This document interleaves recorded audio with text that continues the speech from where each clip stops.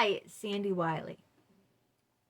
Today we're going to do the rebel archetype, Carl Jung's rebel archetype.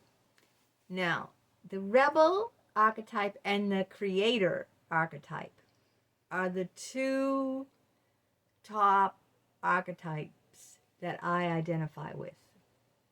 The creator and the rebel. I don't know which one I identify with more. I think they're equal. But I, if you didn't know, am a rebel. The rebel archetype speaks out against discrimination, oppression, challenges injustice, and doesn't conform. And I do not conform. I have never conformed. Well, maybe I conformed a little bit. I don't. Never is one of those absolutes, like always and never. So I take that back. I have conformed, but I just wasn't me when I did conform.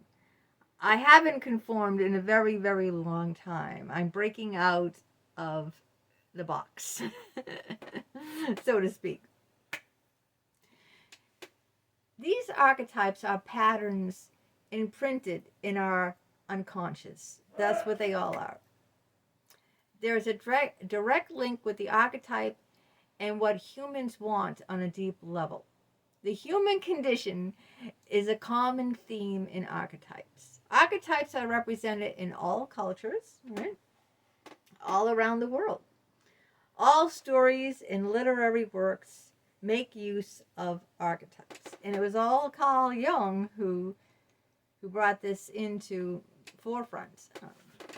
Now, rebel archetypes are unconventional thinkers, and that's me to a T, who use unique approaches to solve tasks. They develop cutting-edge ways to bring about changes. They do not like normalcy. Bingo! You just nailed me. You just nailed my personality right there.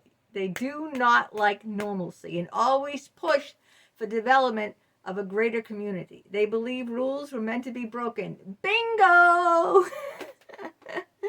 Bingo! That's me to a T. That's why, when I met 𝗙𝗵𝗵𝗿𝗺, the doctor, the psychologist I had a 2-year affair with, he was a rebel. In my book, Love Outside the Boundaries, I called him Dean instead of Jim, because you're not supposed to use a person's real name when you write a book about them, unless they give you permission. But anyway, I called him Dean because of James Dean, another rebel, right? But I believe rules are meant to be broken, like Robin Hood, for the greater good of man. Okay, let me set that straight. Okay, I don't believe rules are meant to be broken to hurt people. Okay, or to do crimes, or to for selfish, arrogant gains. No, like Robin Hood, who broke the law, he robbed from the rich to give to the poor. So in other words, if you see people starving on the street, who are dying, who haven't eaten in days, and then you see, these wealthy to-do people who have Lamborghinis, who just buy, $10,000, $20,000 diamond necklaces, like really, ridiculous, like, why do you need a $20,000 necklace, or why do you have to drive a $100,000 car, or things like, that crazy.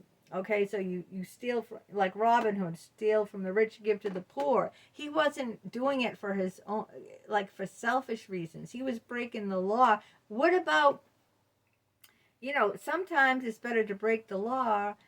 What about back when the Jewish people, if you were being persecuted, if you housed a Jewish person, you broke the law. If you protected a Jewish person, and housed them, you were breaking the law back then. Okay, but that law shouldn't have been in the books. Okay, that was inhumane. So that, in that respect,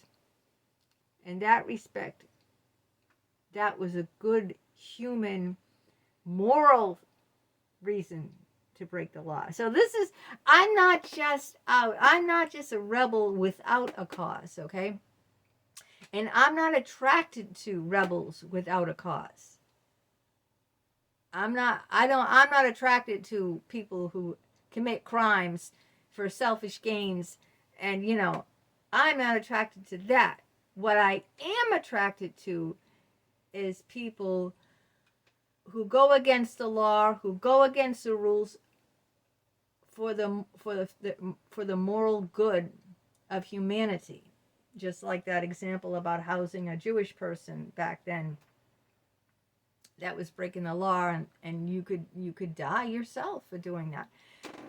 This is, or like Robin Hood. I'm just giving you some examples, so I'm not saying that I believe like, oh, you should rob a bank, and go out and go all over Europe and stay in 5-star hotels with the money that you robbed from the bank. That's not what I'm saying here. So their rebellion leads to innovation and reform. They are not afraid of chaos, and use it to bring about change. They are also known as maverick, revolutionary, and outlaws. This I really, really like. Now, here are the characteristics of the rebel archetypes.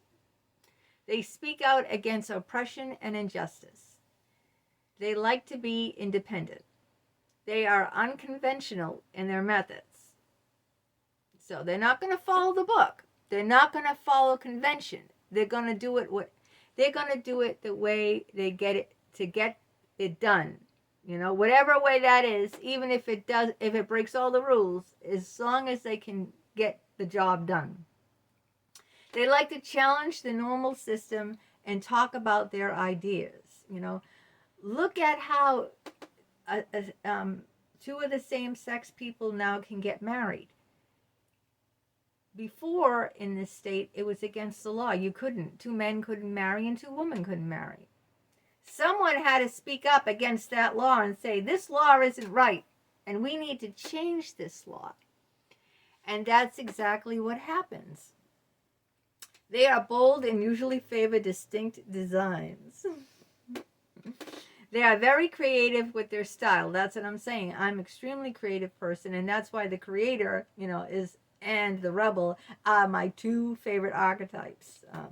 Even though I didn't start out doing those two, but that's what I associate myself with the most out of all the archetypes, is the rebel and the creator. There are other ones I associate with myself too, but those are the two top ones.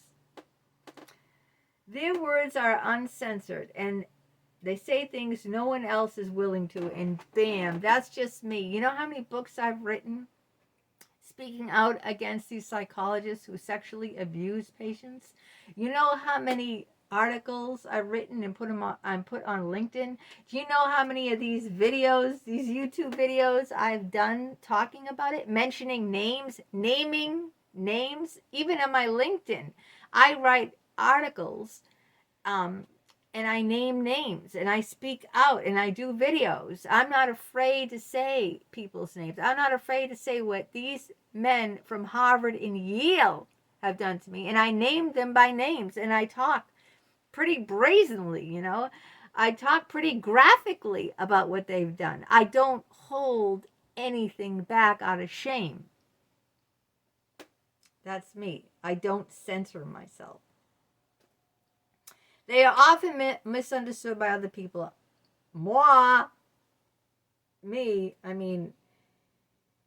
people don't get me at all, okay?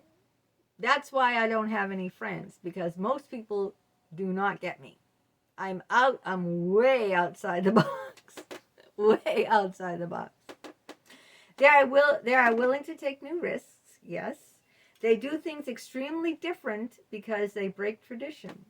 Here we go again. I break tradition. I don't have a normal 9-to-5 job.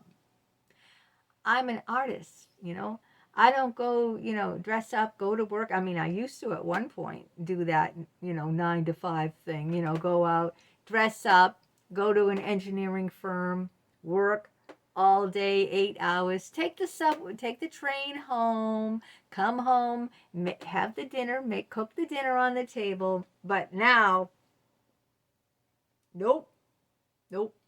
I work for myself. I write books. I'm an author. I mean, last month I sold 8 books. This month I've sold 5 books. I'm getting paid now for my YouTube. So I'm getting money making these videos. So I'm a creator, artist, and an author, and that's what I do. I don't wear the dress and get all fancy dolled up with the high heels like I used to and go into the office and work, and, work for other men. No way. I'm working for me now. I'm not working for other men or someone else. I'll never work for someone else again. So, in that respect, I'm not conventional. They do things extremely different because they break tradition. They live by their own rules. Again, me, they're highly sensitive to societal issues. They find it difficult to trust people. Oh man, is that me? I don't trust anyone now. Since that staff member beat up my son and he was kicked out, and since I've been sexually abused by psychologists, I don't trust the soul, okay? You're gonna have to jump hoops to make me trust you. I will never blindly trust anyone ever again. They find it hard to connect with others on a personal level. Yes. Because I've been so burned in my past, I do find it very hard. I don't let people in. You really have to earn your position in my life now. Before, no, not at all before. But now, yes, I do not. They find it hard to connect with others on a personal level. Yes, because I've been badly wounded by people, including my best friend Holly, and that is in my new book, Sexually Exploited by 3 Psychologists. I do write about what happened in that relationship. So, now Robin Hood. Robin Hood steals from the rich, like I said, to give to the poor. He risks his life based on his beliefs in order to help society. And I just mentioned Robin Hood. He believes the system isn't working, so he decides to overthrow it. He believes the end justifies the means, like all other rebels. Yes, that's what rebels believe. The end justifies the means. They're going to do whatever it takes to get the job done. For society, for the goodwill of mankind, for the goodwill of mankind. Again, he finds it difficult to trust people, just like myself. The objective is to help people, and he is so focused on it, he doesn't care how. And that's how I am too. I have that tunnel vision. I can't see to the left of me or the right of me. Here are some examples of rebel archetypes. Jim Stark from the movie Rebel Without a Cause. Jack D. Ripper in Dr. Strangelove. Anyone see those? Let's see. Brands associated with a rebel archetype. They have customers that feel disenfranchised from society. Its products are low to moderately priced. So I don't know what they're talking about here. So I'll just skip that. People associated with rebel archetypes. And the examples are Pink, the rock singer Pink, Kanye West, and Miley Cyrus. I like Pink. What do you think of Pink? I like her. Yeah, she's her own person. I like people who are their own person, like me. It took a long time to get to the spot that I am in right now, to feel the confidence enough to go against everyone else, and I have. I mean, I've lost a lot of people along the way doing my own thing, but the most important thing is I lost those people, but I found myself.